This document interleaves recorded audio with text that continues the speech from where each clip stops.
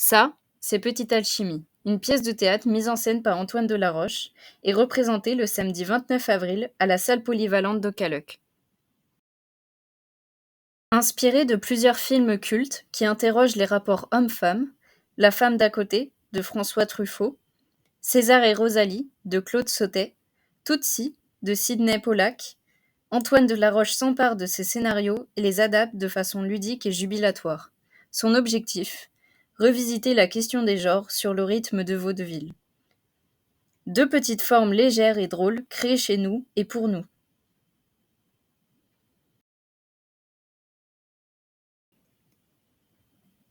Cette pièce s'est faite 2 fois, la première avec Shams El-Karoui et Paul Tizon, et la deuxième avec Théa Petitbon et Paul Lourdeau.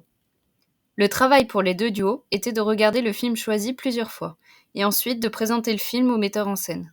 C'est donc un premier travail d'impro. De cette improvisation, ils en ont retiré le meilleur afin de créer la pièce où les 2 acteurs doivent nous raconter le film. La pièce ne s'est donc pas construite sur des écrits, et la plupart restent improvisés. Le travail s'est fait sur 5 jours. Nous avons assisté à la représentation du 2e duo. Le film choisi était donc Snow Therapy de Ruben Östlund.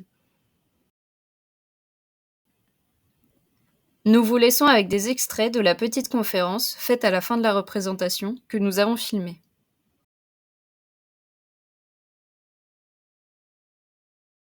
On a travaillé à répéter une improvisation, puisque il n'y a quasiment rien d'écrit. Il y a les monologues du début qui sont écrits, et puis les 2 scènes que vous pouvez voir qui sont jouées par Paul et Théa, Charlotte et Eva, et puis Eva et Thomas.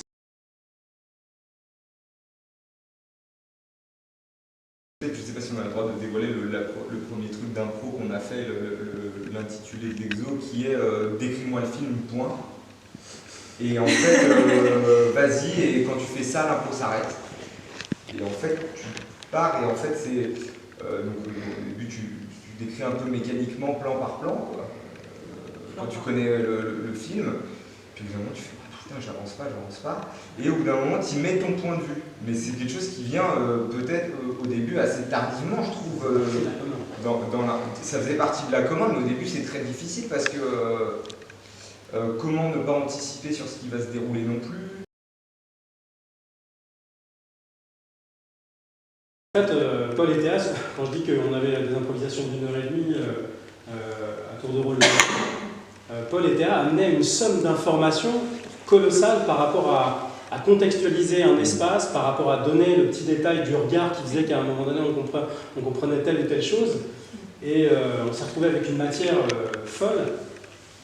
Reprendre le scénario tel qu'il est écrit presque m'intéresse moins. C'est le regard qu'on pose. En fait, c'est la question du filtre, c'est la question du regard critique, je crois, qui m'intéressait aussi.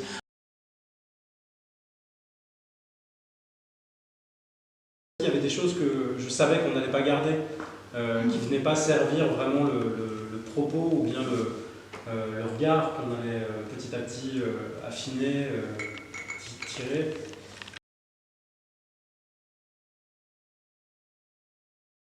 Un autre exercice, c'est que pendant les 5 jours, on n'a pas revu le film. Et là, aujourd'hui, on est au 6e, on n'a toujours pas revu le film. Et pourtant, et donc au fur et à mesure, il y a aussi justement ce point de vue qui prend le dessus sur la réalité et sur l'image du réalisateur.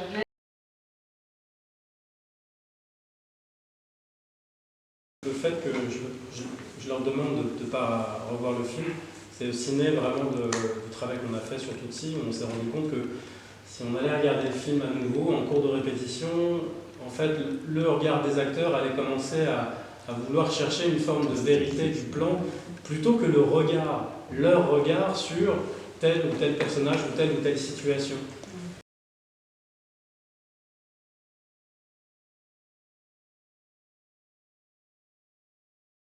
De par la manière dont vous ameniez le récit en disant en fait, cherchez pas, la caméra elle est derrière. Donc ce que vous voyez, implicitement, ça n'a rien à voir avec le film. On vous en propose un regard différent, unique, aussi théâtral.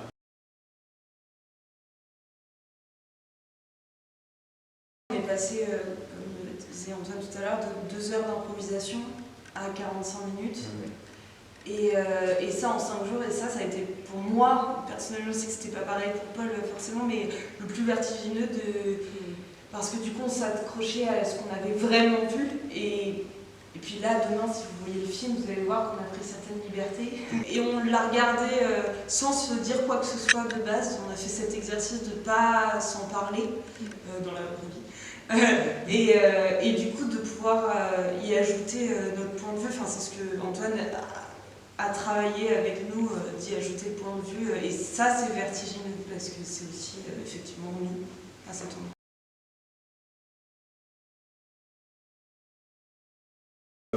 C'est ce dont on parle depuis 5 jours, vraiment c'est l'endroit à la fois de maîtrise, parce qu'il faut pouvoir maîtriser le récit, et maîtriser le récit sans qu'il y ait vraiment de texte, sauf peut-être les 2 scènes dont on a parlé, et puis les parties monologuées, mais c'est vraiment un endroit d'abandon. C'est l'endroit où on accepte de plonger en exercice, en public,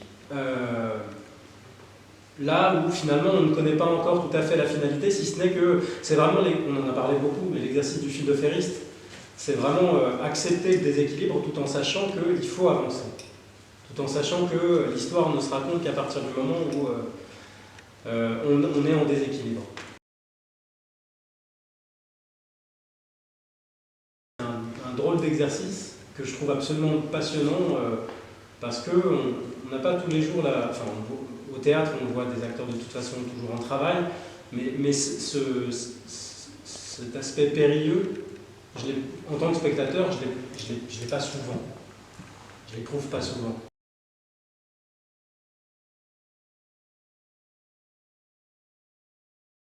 Moi je crois que mon point de vue a changé quand j'ai commencé à y mettre des mots dessus en improvisation, et qu'il y ait une confrontation avec Paul.